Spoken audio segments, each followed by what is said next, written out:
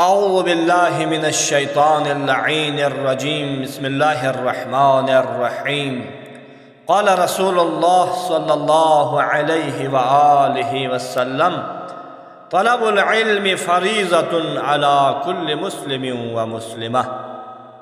ناظرین کرام، سب سے پہلے آپ تمام عزیزوں کی خدمت میں 10ویں تاجدار امامت امام حدیث صلوات اللہ وسلامہ علیہ کی شہادت کے حوالے سے تسلیت و تعزیت پیش کرتا ہوں۔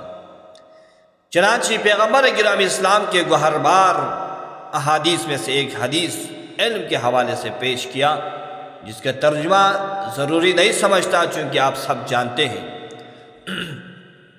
تو اسی حدیث کے تناظر میں امام علی مقام کے علمی خدمات، جس کے ذریعے آپ نے مختلف اختلافات کا خاتمہ کیا، مختلف خرافات کا مقابلہ کیا، مختلف بدعات کا مقابلہ کیا، اگرچہ واقعات متعدد ہیں، لیکن آج ہم ایک واقعہ عرض کرنے جا رہے ہیں۔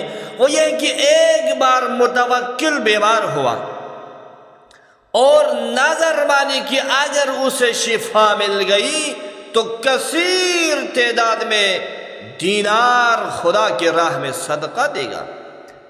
اتفاق سے وہ اچھا ہو گیا، صحت مند ہو گیا، تو اپنے درباری فقہا کو جمع کیا اور پوچھا، میں کتنی مقدار میں صدقہ دوں کہ اسے کثیر شمار کیا جائے، کہ اس پر کثیر صدقہ آئے، اسے کثیر کہا جائے؟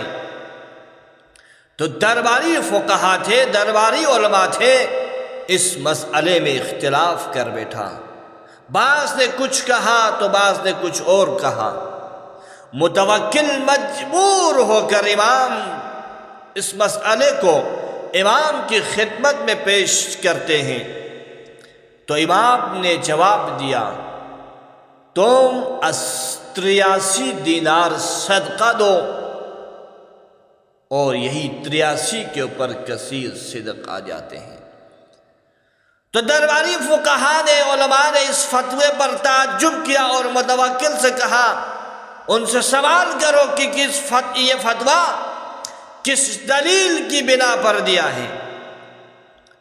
تو متوکل نے امام کی خدمت میں موضوع کو پیش کیا، تو امام نے فرمایا، خداوند عالم نے قرآن میں ارشاد فرمایا ہے، لَقَدْ نَصَرَكُمُ اللَّهُ فِي مَوَاطِنَ كَثِيرَةٍ، یعنی بے شک اللہ نے کثیر مقامات پر تمہاری مدد کی ہے۔ تو ہمارے خاندان کے تمام افراد نے یہ روایت کی ہے کہ پیغمبر گرامی اسلام کے زمانے کی سبھی جنگیں ملا کر 83 بنتے ہیں، لہذا اگر تم نے منت مانی ہے، نظر کی ہے کہ اگر میں ٹھیک ہو جاؤں تو کثیر تعداد میں اللہ کی راہ میں کثیر تعداد میں دینار دوں گا، تو تمہیں بھی 83 دینار دینا ہوگا، کیونکہ 83 کے اوپر کثیر صدق آ جاتے ہیں۔ وآخر دعوانا ان الحمد للہ رب العالمین۔